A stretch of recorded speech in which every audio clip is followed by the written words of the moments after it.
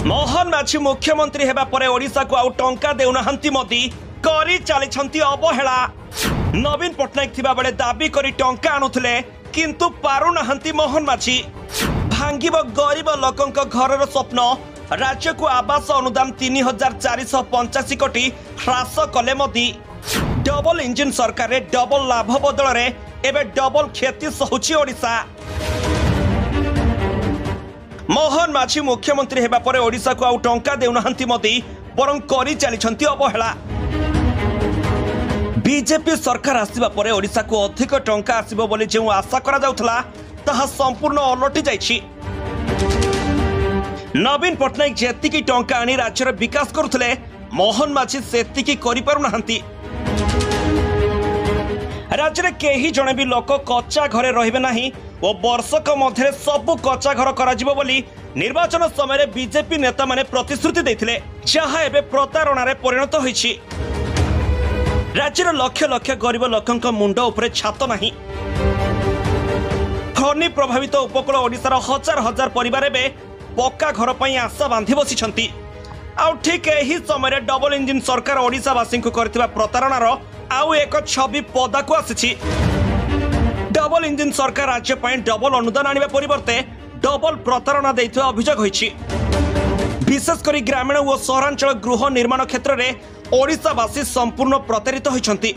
तत्कालीन नवीन पट्टनायक सरकार समय ओडिशा केन्द्र जेतिकी अनुदान पाइथिला एबे बीजेपी सरकार 1/4 कम अनुदान आनिबा को सक्षम होइछंती। तबे गोटे वर्ष राज्य सरकार केवल आवास योजना रे 3485 कोटी टंका कम अनुदान पाइछंती। मोदी पाखरे दाबी करी ओडिशा को टंका आनिबारे मोहन माझी भिड़ को नुहंती बोली चर्चा चली। मिलिथिबा सूचना अनुसार प्रधानमंत्री आवास योजना राज्यर गरीब लोकं को घर जगाई दिया जाए। एथिपाई केंद्र सरकार अनुदान जगाई दियंती और राज्य सरकार निज अंश प्रदान करी लोकं को घर प्रदान करिथांती। तत्कालीन नवीन पट्टनायक सरकार समय 2023-24 आर्थिक वर्ष में ओडिशार केन्द्र 4310 कोटी टंका अनुदान पाइथिला। मात्र बीजेपी सरकार गठन पर 2024-25 आर्थिक वर्ष में एही अनुदान 825 कोटी टंका को ह्रास पाइछि, जहाँकि पूर्व वर्षर अनुदान 25% रु कम बोली कहा जाउछि। गटेपटे पूर्व सरकार द्वारा परिचालित बिजु पक्का घर योजना को बंद कर दिया जाइथिबा बेले केंद्रीय अनुदान ह्रास जगु प्रधानमंत्री आवास मध्य जगाई दिया जाई पारु नाही। फल ग्रामांचल बहु गरीब लोक मैंने एबे भी पक्का घर पर सरकार दया को चाहिए। आदिवासी अधूषित अंचल गरीब लोक और फनी प्रभावित क्षतिग्रस्त माने आवास घर को चाही निराश होइचंती। केवल प्रधानमंत्री आवास योजना नुहे, एही योजना रे सहरांचल गरीब माने प्रभावित होइचंती। तेबे गत आर्थिक वर्ष में ओडिशा को प्रधानमंत्री आवास योजना रे मात्र 73 लाख टंका मिली। बीजेडी सरकार को शेष वर्ष में एही योजना रे ओडिशा 296 कोटी टंका अनुदान पाइथिला।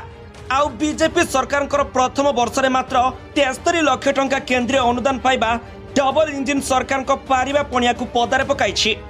तेणु लोके एबे बीजेपी को भोट देई बड़ भूल कर देइछु बोली मत देउछंती। Bureau report G7 Odia.